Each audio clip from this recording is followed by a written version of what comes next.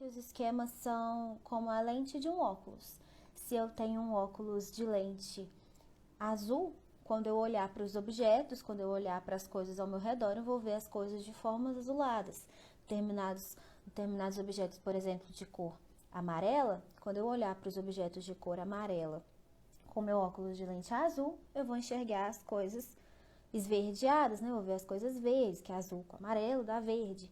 Então, os esquemas, eles são um filtro pelo qual passa-se a nossa percepção do real, né? A lente do óculos pelo qual a gente vai enxergar a nossa vida. Eles alimentam as nossas crenças, que são ideias concretas e articuladas a partir do esquema da pessoa. Uma crença, ela passa a ser limitante a partir do momento que ela atrapalha o desenvolvimento e atrapalha a adaptação de uma determinada pessoa no mundo. Na TCC, né, na terapia cognitivo-comportamental, a gente aprende a identificar as crenças a partir da análise dos nossos pensamentos automáticos, uma vez que eles são a expressão da crença diante de uma determinada situação. Quando a gente se exercita a identificar os nossos pensamentos diante de uma situação, isso é uma parte fundamental do processo.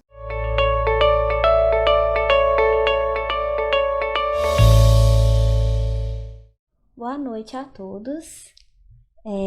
Para quem não me conhece, eu sou a Ana Vitória, eu sou psicóloga clínica e eu atendo na Cognitiva, trabalho com terapia cognitivo-comportamental.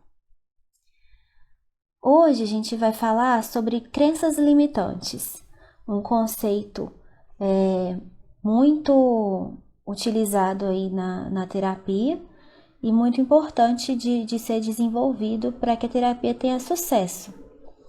Para começar a falar sobre esse conceito, a gente precisa fazer uma conceituação básica de alguns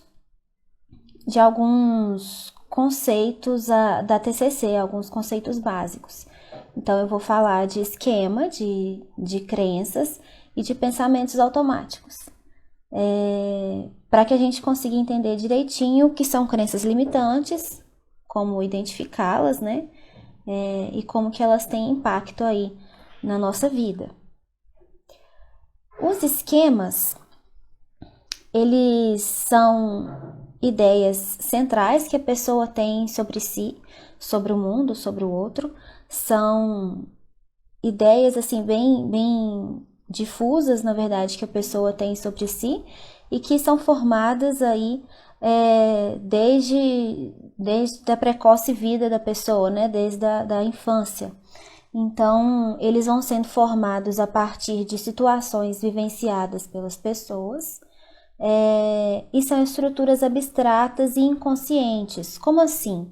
A gente fala que são estruturas abstratas porque no caso dos esquemas a gente não tem aquela coisa bem formulada. São estruturas inconscientes na mente ali da pessoa que dizem respeito à percepção do real que a pessoa tem, ou seja, a forma como a pessoa vai enxergar o mundo. Então, eu costumo dizer que os esquemas são como a lente de um óculos. Se eu tenho um óculos de lente azul, quando eu olhar para os objetos, quando eu olhar para as coisas ao meu redor, eu vou ver as coisas de formas azuladas. Determinados objetos, por exemplo, de cor amarela, quando eu olhar para os objetos de cor amarela com meu óculos de lente azul, eu vou enxergar as coisas esverdeadas, né? Eu vou ver as coisas verdes, que é azul com amarelo dá verde. Então, os esquemas, eles são um filtro pelo qual passa-se a nossa percepção do real, né? A lente do óculos pelo qual a gente vai enxergar a nossa vida. E quando eu disse que eles são formados aí através de vivências e situações desde a infância, a gente diz isso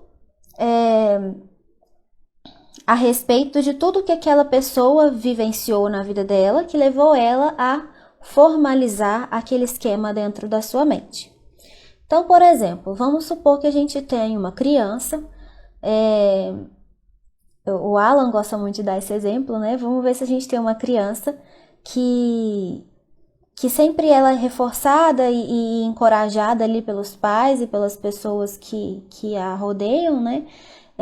com falas que você é muito inteligente, você consegue, o que você propuser fazer, você vai conseguir fazer, é só você se esforçar. Falas ali que encorajem o sucesso daquela pessoa, que encorajem que aquela pessoa sempre esteja almejando o sucesso. Isso vai criando na mente daquela criança uma estrutura ali, uma formulação de uma ideia de capacidade que aquela criança vai começar a ter sobre si. E aí, ela vai começar a crescer e a se desenvolver com aquela imagem de capacidade que ela tem sobre si. A lente do óculos que aquela criança vai ter é uma lente que diz para ela que ela é capaz, é uma lente dessas ideias abstratas de que ela é uma pessoa capaz. E aí a gente vem falar de crenças, né? Os esquemas, eles alimentam as nossas crenças, que são ideias concretas e articuladas a partir do esquema da pessoa.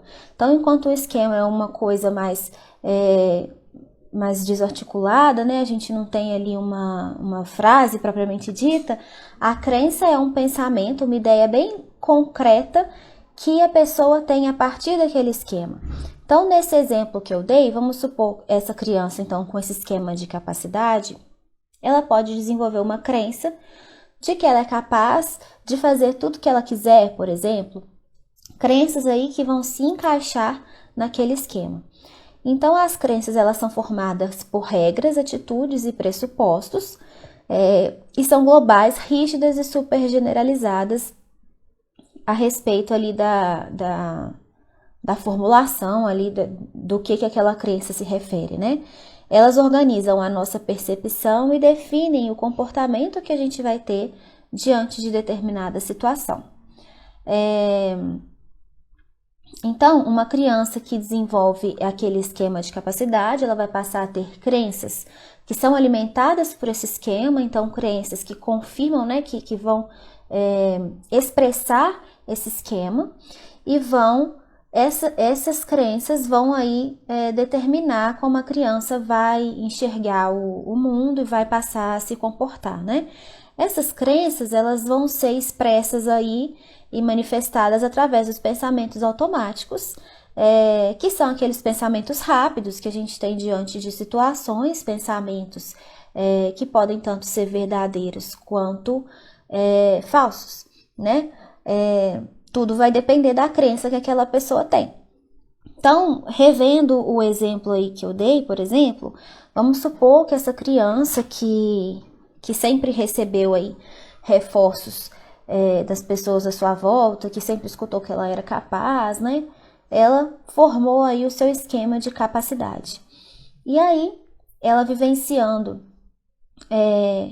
ali na escola, vivenciando ali com seus coleguinhas, ela faz uma prova, ela estuda muito, ela faz aquela prova e ela é uma das únicas da turma que tirou total naquela prova. Isso vai ser uma confirmação daquela crença que aquela criança tem, daquele esquema que aquela criança tem. Vamos supor que diante daquele esquema, a criança, ela criou a crença assim, sou muito inteligente e bom nas coisas que eu faço. E aí, quando ela vai e tira total, ela é uma das únicas da turma a tirar total naquela prova, isso confirma para ela que ela realmente é capaz, né? E essa crença ali, ela vai se expressar naquele momento que ela percebeu que ela tirou total na prova, através de pensamentos automáticos do tipo, eu sabia que eu ia bem, eu sou muito bom, eu estudei bastante, eu sou um dos mais esforçados da classe, por isso eu fui um dos únicos que tirei total. Pensamentos que dizem respeito àquela situação com base na crença e no esquema que aquela criança desenvolveu, né? E aí, todo esse contexto, essa comemoração ali de ter tirado uma nota boa na prova, essa confirmação do esquema e da crença que a criança tem, vai impulsionar a criança a continuar se dedicando para alcançar objetivos maiores. Então, provavelmente, essa criança vai ser uma criança que vai estar sempre se esforçando para concretizar esses objetivos, né? E aí vai querer sempre ser ali um bom aluno. Isso vai impulsionar essa criança a ser destaque na turma, a tirar boas notas, a se esforçar para estudar. Até aí, ótimo, maravilhoso, né? São crenças e esquemas muito bons. A gente pode dizer que essa crença é funcional, é positiva, uma vez que ela ajudou esse indivíduo a crescer ali e a se desenvolver, tanto no aspecto escolar, que é o que eu disse, mas provavelmente ao longo da vida, né? Na área pessoal, na área profissional, né? São uma crença dessa de que sou muito bom nas coisas que eu faço, né? Crenças desse nível, tipo, se eu me esforçar, eu conseguirei fazer as coisas bem feitas. São crenças funcionais, crenças positivas. Mas e se o contexto fosse outro, né? Vamos supor, então, que essa criança, ao invés de ter recebido reforços ali, ao invés de ter pessoas que a reforçavam de maneira positiva na sua vida, ela tenha recebido uma cobrança excessiva, assim, constante para ser o melhor em tudo. Vamos supor que ela, ao seu redor, ela ouvia frases assim: se você não for o melhor, então você não vai ser suficiente. Você não tirou a melhor nota na prova, a melhor nota da sua classe, e isso não é suficiente. Dessa forma você não vai conseguir nada na sua vida. Aquela famosa frase assim: não fez mais que a sua obrigação. Isso vai criando ali na criança, na mente daquela criança, uma ideia abstrata de incapacidade, né? Uma ideia de que não importa o que ela fizer, não é suficiente, que vai se manifestar ali naquela crença, por exemplo, né, nesse exemplo específico, numa crença assim: nunca serei suficientemente bom. E aí tudo aquilo que a criança vivenciar diante daquilo vai ser com a ótica, com a lente de contato daquele esquema de incapacidade, né? Então vamos supor que essa criança estuda bastante, faz uma prova e tira 8 na prova ao invés de tirar 10. Mesmo sendo uma das melhores notas da turma, né? Tenho certeza que muitos de nós aí, quando estava na escola, se tirasse 8, fazia uma festa danada, porque 8 é uma nota muito boa, né? E aí, mesmo ela tirando 8, sendo uma das notas mais altas da turma, a crença dela, que diz para ela que ela nunca vai ser suficientemente boa, se manifesta em pensamentos como: mesmo eu tendo estudado tanto, eu não tirei total, então eu fracassei. Não mereço comemorar essa nota porque ela não é boa o suficiente. Nunca vou conseguir alcançar o que eu necessito. Pensamentos automáticos que se relacionam diretamente com a crença, que são alimentados, né, expressos pela crença, né, e que são, de certa forma, a crença daquela criança expressa. Esse contexto todo dessa crença dessa criança vai acabar fazendo com que essa pessoa cresça, tendo a certeza, né, a verdade absoluta de que ela nunca vai ser suficientemente boa. Então, ela não precisa se esforçar tanto, porque afinal de contas não adianta se esforçar, né? Ela nunca vai ser suficientemente boa. E aí ela vai crescer ali, nesse exemplo, né? Com várias atitudes disfuncionais que vão atrapalhar ela no desenvolvimento pessoal, né? Porque na cabeça dessa pessoa, mesmo que ela se esforce, ela nunca vai ser boa igual às outras pessoas. Nunca é suficiente, né? E aí, por consequência dela não se esforçar tanto, ela não vai alcançar ali os objetivos e os sonhos que ela tem. E aí a gente tem uma crença limitante. Aqui a gente entra no assunto da nossa live hoje, né? Uma crença, ela passa a ser limitante a partir do momento que ela atrapalha o desenvolvimento e atrapalha a adaptação de uma determinada pessoa no mundo. A gente tem crenças para tudo, né, na nossa vida. A gente funciona através do nosso pensamento, né, das nossas crenças e dos nossos esquemas. E a gente tem crenças funcionais, que são aquelas crenças, por exemplo, como a do primeiro exemplo, daquela criança que sabe que se ela se esforçar, ela vai conseguir bem. E a gente tem crenças disfuncionais, como a desse exemplo, de que nunca sou o suficiente bom. Então, no primeiro exemplo, a criança ela é impulsionada ali a sempre buscar novos desafios, a se esforçar, porque ela sabe que ela tem a capacidade ali, ela tem esse esquema de capacidade, essa crença de que ela é capaz. Então, ela se esforça para alcançar os seus objetivos, ela tem ali um contexto que a encoraja a alcançar e a tentar alcançar sempre novos objetivos, né? Já na crença limitante, a pessoa ela já assume, ela tem ali aquele pressuposto, uma regra, né, de que ela nunca vai ser suficiente para alcançar os objetivos que ela tem. Então ela assume ali uma gama de comportamentos que a limitam no seu crescimento. Então, uma pessoa que tende a não se esforçar, por exemplo, na faculdade, então, porque mesmo se ela se esforçar não vai dar certo. E aí ela vai e não se esforça e tira notas baixas e isso serve como uma confirmação para ela de que ela realmente nunca vai ser suficiente. Mesmo se ela tira uma nota boa, que é o que aconteceu no exemplo, né? Ela vai pensar aquilo de que ela não tirou total, então ela é um fracasso, que ela não deveria ter tirado aquele 8, que ela deveria ter tirado um 10, e isso é um fracasso. Então, isso faz com que aquela criança fique ali estagnada no que ela conseguir ali. Isso pode fazer com que a pessoa assuma uma posição de comodismo, uma posição de não avançar na vida, como diversos outros comportamentos disfuncionais que a pessoa pode ter diante de uma crença dessa, né? Vamos supor, por exemplo, que seja uma pessoa extremamente ansiosa porque ela tem a certeza absoluta que tudo que ela fizer vai dar errado. Por quê? Porque ela não é suficientemente boa para fazer as coisas darem certo, né? Então, essa crença, ela é limitante nesse sentido. Ela vai atrapalhar que a pessoa busque novos objetivos, ela vai atrapalhar que a pessoa assuma uma posição mais ativa na vida dela, ela vai fazer com que a pessoa seja uma pessoa mais estagnada, né? E aí, como identificar quando a gente está sobre a ótica de uma crença limitante, né? Na TCC, né, na terapia cognitivo-comportamental, a gente aprende a identificar as crenças a partir da análise dos nossos pensamentos automáticos, uma vez que eles são a expressão da crença diante de uma determinada situação. Então, lembra que eu falei que lá naquela situação da crença limitante, né, a criança tinha a crença de que ela nunca vai ser suficientemente boa. E aquela crença é expressa através daqueles pensamentos. Não tirei total, então fracassei, mesmo tendo tirado uma das maiores notas da prova. Esse pensamento, se a gente pegasse, por exemplo, no atendimento esse pensamento para essa criança, a gente conseguiria ali ir questionando esse pensamento e identificando esse tipo de pensamento recorrente para conseguir ter ali uma gama de pensamentos e de questionamentos que nos auxiliariam a identificar essa crença limitante.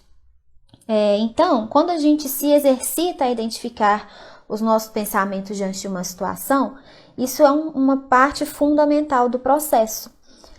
Na terapia, a gente auxilia os pacientes a perceber os pensamentos automáticos negativos, como o do exemplo, né?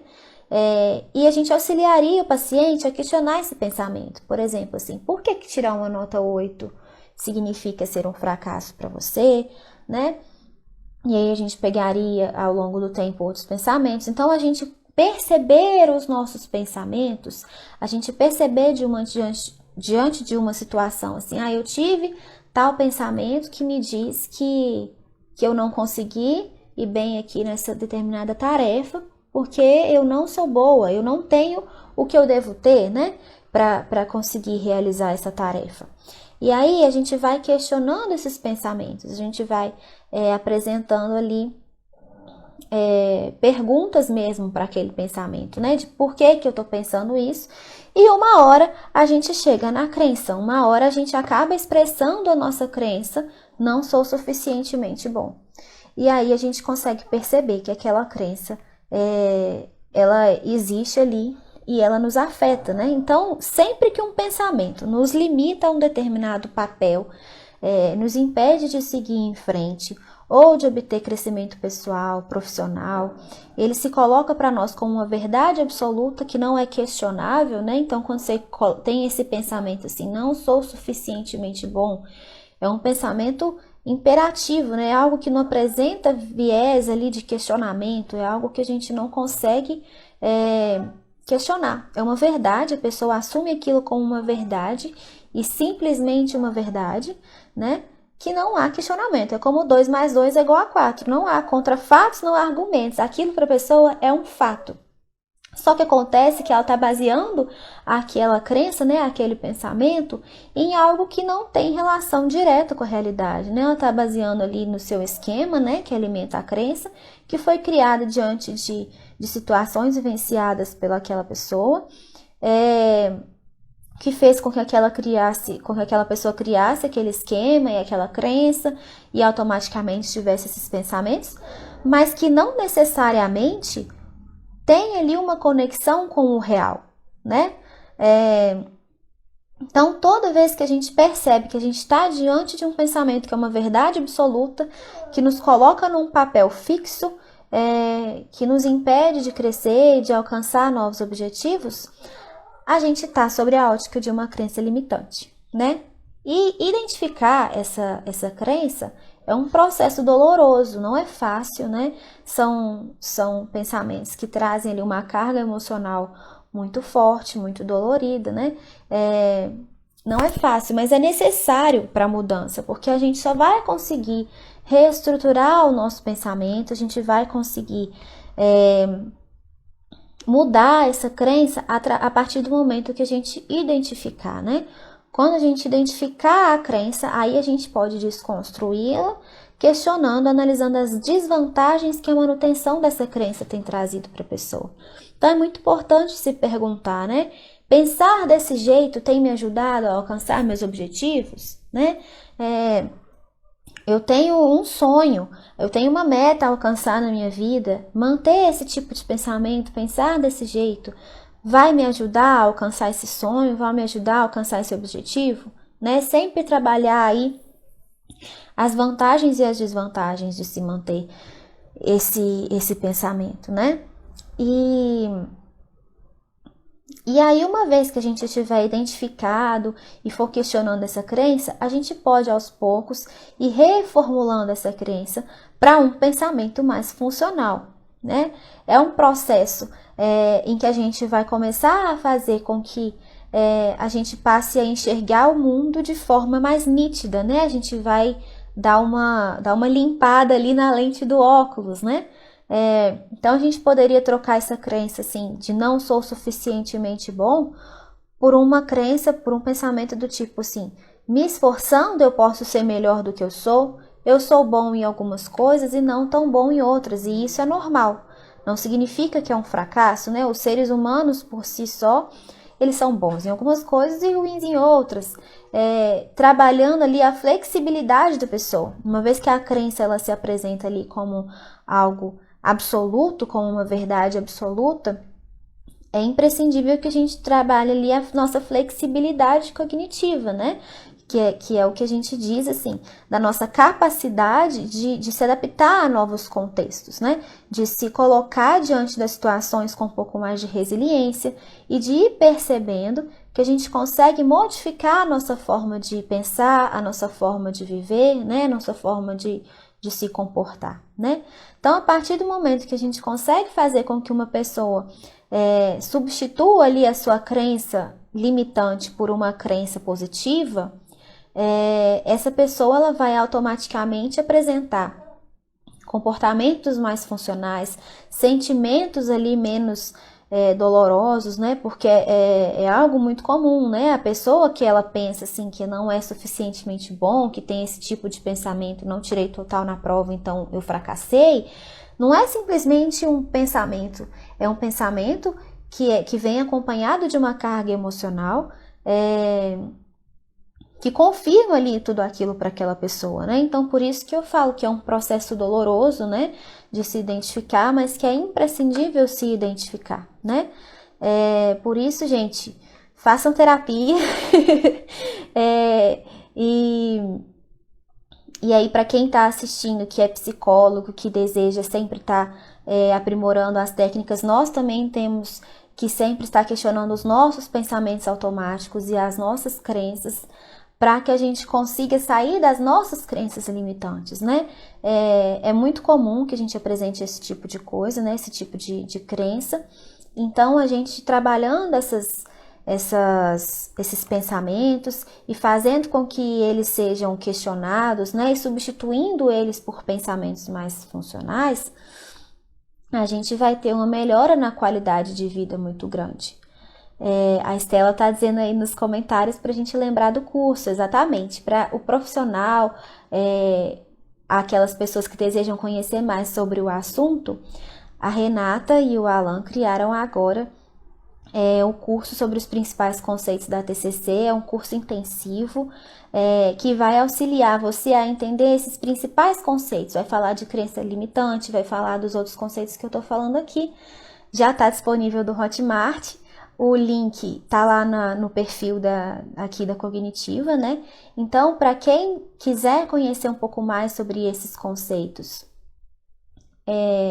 sinta-se à vontade em fazer o curso. Tá um curso muito bom. A Renata e o Alan, eles são referências, né, na área. Então, e isso vai proporcionar para você que quer aprender a lidar melhor com esses pensamentos, para você profissional que quer saber mais, né, sobre esses conceitos, o curso tá aí e a gente vai falar justamente disso. Façam terapia, questionem seus pensamentos, e o bom de se falar na terapia cognitivo-comportamental é que sempre há esperança, né? A gente tem aí a capacidade de plasticidade cerebral, a nossa maleabilidade, né? A nossa capacidade de mudar mesmo, né? A nossa resiliência. Então, a boa notícia é que a gente está sempre conseguindo inovar, né? Nós, enquanto seres humanos, conseguimos mudar a nossa forma de pensar. E essa é uma ótima notícia, a gente não precisa ficar estagnado aí pensando como sempre pensamos, né? Chega de síndrome de Gabriela, de eu nasci assim, eu cresci assim, vou morrer assim. A gente consegue mudar nossos padrões de pensamento e conseguimos também mudar nossos padrões de comportamento.